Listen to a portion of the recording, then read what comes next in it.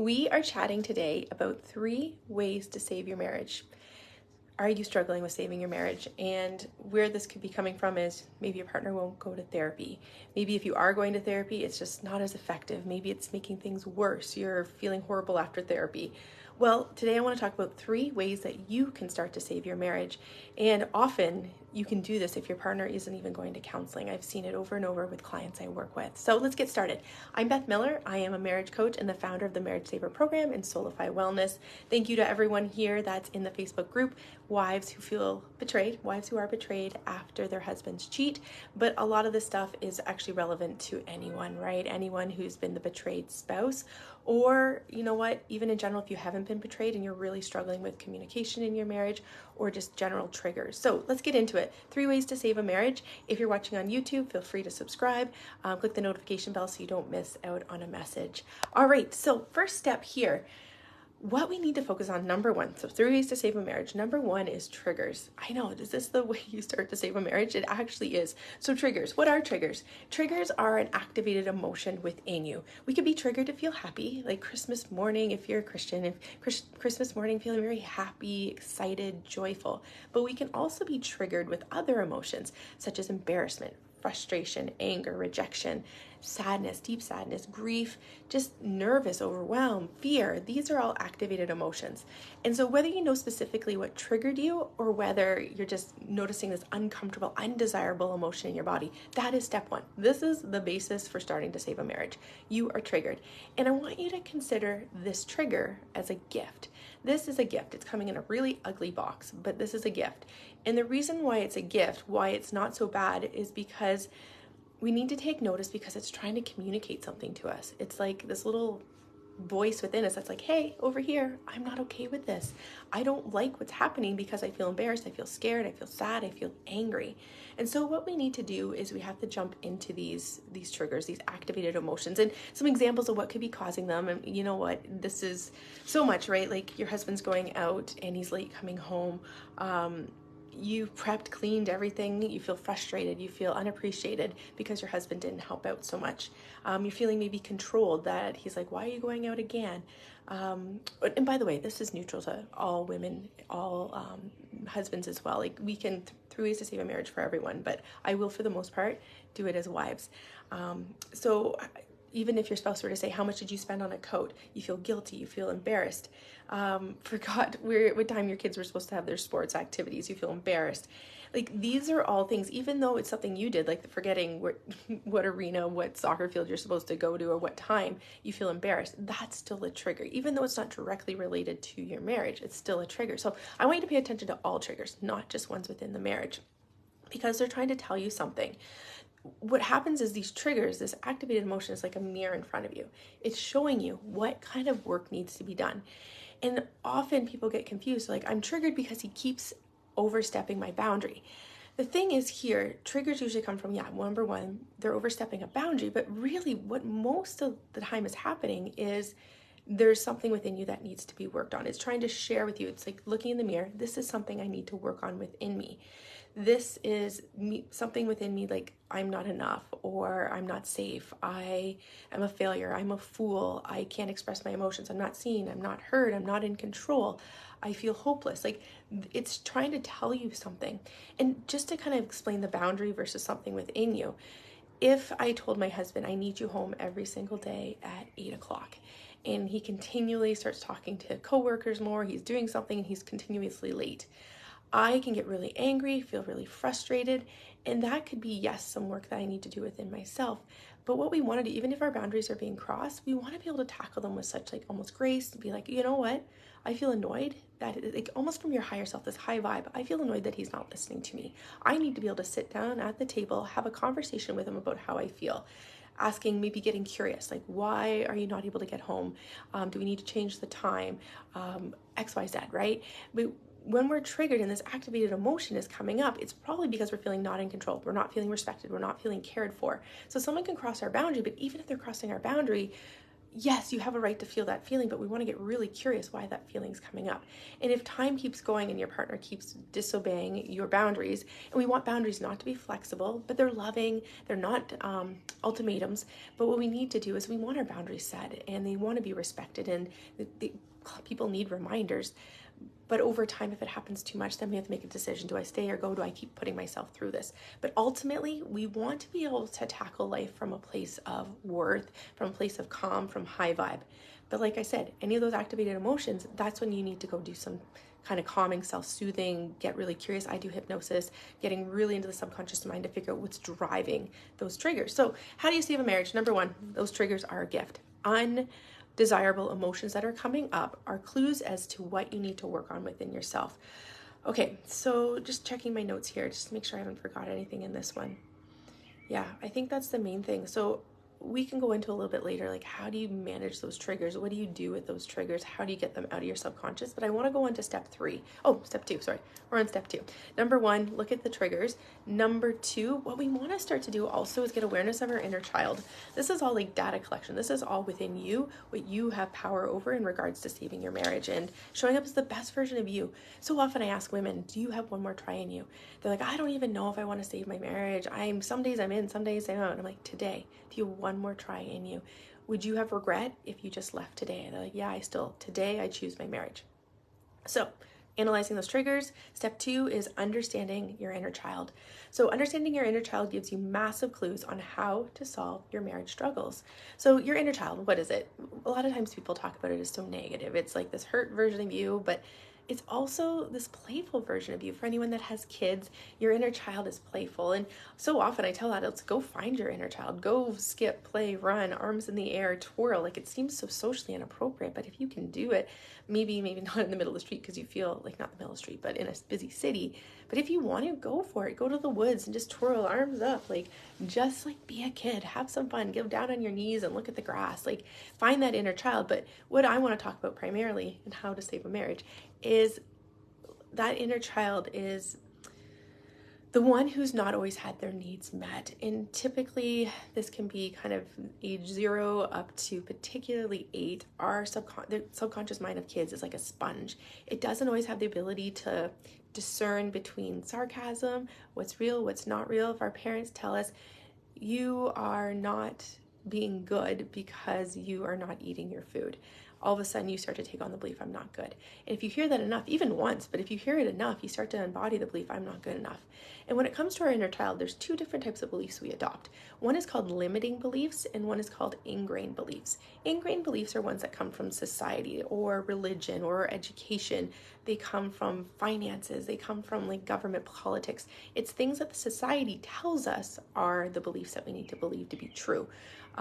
Government is bad. You need to save. You need to get married before you have children. You need to go to university or college to get a good job.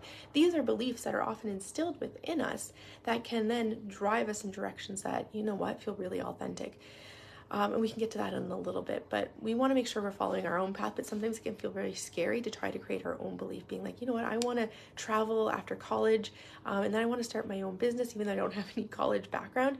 But then society's like, you're never going to succeed. You don't have a college degree. And so what happens is you can go off on that path of going to college, maybe doing a degree that you don't really have a lot of passion for, then getting a job that you're like, all right, this is the next step, and then getting married and having kids. And what happens is people then end up in this path of not really feeling authentic, and that's often when affairs start to happen too, because particularly you're just not feeling fulfilled in your life, you're seeking external validation, you're chasing a feeling of happiness. Okay, back to we had ingrained, which is society beliefs, and then the other one is limiting beliefs. Those are beliefs that we place on ourselves. And often they come from not having our needs met as children, where we start to feel not enough. We're not worthy. We're not confident.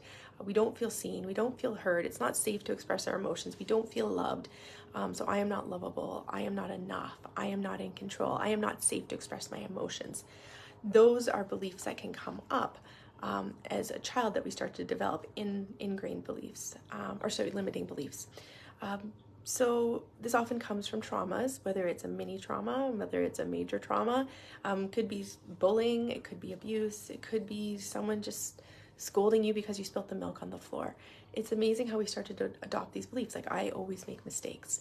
Nothing ever goes my way. I am not lucky. We start to develop those beliefs, which then carry on with us into adulthood, whether we're aware of them or not. So we really need to start understanding our inner child and where a lot of these beliefs are coming from. As adults, we get triggered, but a lot of these triggers actually come from beliefs that were instilled with us kind of those ages 0 to 8, even later into adolescence. Those beliefs are instilled within us. Like, I can't trust if you're cheated on in high school. I can't trust other people. Other people don't care for me. They don't have my best interest in mind. And so often these inner child beliefs start to resurface. These hidden beliefs start to resurface in adulthood, when, you know what, you can, a lot of times before you're married or even in the first years without kids, you can kind of navigate this stuff. But the moment like crisis starts to happen, financial crisis, health crisis, relationship crisis, things start to happen, all of a sudden our coping mechanisms aren't there as strong. We can't run from these inner beliefs that are limiting us. So we need to really start to connect and uncover the past. And I'm not going to say we ever go digging. We don't need to go digging for these traumas. What we need to do is take our today triggers, which could come from simply like a husband talking or a wife talking in a really loud voice, someone sleeping in and feeling frustrated, someone spending too much. Like, it can come from those little things, which will then take us down the path to figure out, where did this belief come from? Where does the belief come of my husband sleeping in that he's lazy? Where's that coming from? Oh, my dad worked really, really hard and we were not encouraged to take vacation, take time off. We're always doing chores. And so by understanding why you see your husband as lazy and connecting it to your inner child, that can start to help you save your marriage. I hope we're connecting the dots here. Like, I know some people are like, Beth, how do I save my marriage? I'm like, I don't take the traditional route of looking at, okay, he's sleeping in. Now let's have a conversation with him. Sure, you can have that conversation, but what happens is, if you have that inner belief of he's lazy, what then happens is you have to willpower yourself into, okay, he's sleeping in again. I'm not frustrated. He needs this time. But if we could just get to the root of people being lazy if they sleep in, kind of clean that up, then you won't be bothered by him sleeping in. And again, then it maybe becomes a boundary, and then you can talk about the boundary from your high five. Okay, so some other examples here. It's really empowering to start to heal this stuff from childhood. Like, if you had a birthday party and nobody showed up because there's a big storm, you have a January birthday, winter, I'm in Canada, you start to feel angry, you feel disappointed, you feel that people don't love you, right? People bailed on you, and all of a sudden you start to have this belief that people don't love me, they don't show up for me. And then if that belief carries into adulthood, my husband doesn't love me, he doesn't show up for me, he doesn't care for me. And so what we really have to do is start looking at that. And like I said, as like in our younger years, prior to having kids and marriage, we follow this path that's like the least resistance, based on our ingrained beliefs, based on our limiting beliefs. Like, we do something that maybe doesn't challenge us because we feel scared, and so we take the easy route, but eventually it catches up to us. Okay, triggers. You gotta analyze those triggers. Those triggers will often take us to inner child. This is how we truly start to save a marriage. We gotta clean you up. Couples counseling, it's great, but a lot of times, not always, but a lot of times it really deals with the surface. There are specialists that go into betrayal trauma, but we want to get a modality that's going to get us deep within to pull that stuff out of the subconscious mind. I'm going to go into number 3 in a second, but feel free, if you want to DM me, send me a message. I can help kind of go into your situation a little bit more and get you some more customized strategies. But what we want to do is, I get my clients really deeply relaxed, and we go into this beautiful state of theta, which is just before sleep, but you're fully awake, fully alert. It's a gorgeous state because you're consciously aware of everything you're working on. You're back to that birthday party. You're back to your dad saying, you got to work harder. You need to get this done. You're going back to those memories. You're cleaning them up so you know that, you know what, I don't have to work that hard. I can relax, or I am enough, or I am worthy. I am loved. We go back and we heal those memories, and all of a sudden it transfers to today. So anyway, reach out to me if you have any more questions about that method. But let's go into method number 3. Method number 3, the importance of unleashing your authentic self. All right, authentic self, yada, yada, yada. People talk about be your true self, like be your high vibe self, but I really want to figure this out. Some women have never, ever been their true authentic self. They haven't. They've never been it, but some have. So how do you find it? Go back to a time where you felt like just so good. And this could have been like dancing on stage. It could have been like a holiday, a birthday party, a family vacation, a sporting event where you just felt so positive, invincible, flowing, free, just this light shining on you, just the words were coming out of you just embodied this beautiful, joyful feeling, peace, right? So go back to that time and just kind of see that self. Like, you've been there, so you can get back there again. If you've never been there before, start to envision what it'd be like to be that joyful, at peace, free-flowing, happy, content, just like, oh, so good feeling. And so we need to find this version of yourself. And when we clean up a lot of those ingrained beliefs and limiting beliefs, we can then start to show up as your higher vibe self. And what's so important is when you clean that all up, all of a sudden you show up differently in your marriage. And when you start to show up differently in your marriage, you're talking different. You're not as triggered. Your partner starts to recognize that in you too. You're showing up differently. You become a safe person for your husband to talk to. In the past, you may have shut him down, got angry, blamed him. But what's happening now is you can hold space. You can ask questions, you can get curious. And this doesn't happen right away, but over like 3, 4, 5, 6 weeks, you'll see a drastic change in your husband because you're acting so different. You're grounded within your own self-worth. Like, you feel good enough, you feel loved. And even if he's doing things that make you feel like not as cared for because he's stuck in his old patterns, he'll start to shift too. He comes up to your vibe. Your vibe is high. A law of attraction, like attracts like, and so he needs to come up with you. You're like the party. You're not the funeral. Not that you ever were the funeral, but like that vibe is so good. It's contagious. It creates a beautiful space, right? So that is really 3 ways. Like, we got to really analyze those triggers, potentially take them back to inner child, where they're coming from, where are they stemming, whether it's wherever they're coming from. And when you can clean that all up, you just naturally show up as your higher self. You don't have to work so hard. Just get into that subconscious mind. So anyway, send me a DM. I'm here for you guys anytime. You can do this. Like, you can make a massive change in your marriage by doing these 3 steps. So anyway, I'll talk to you later. Bye, everyone.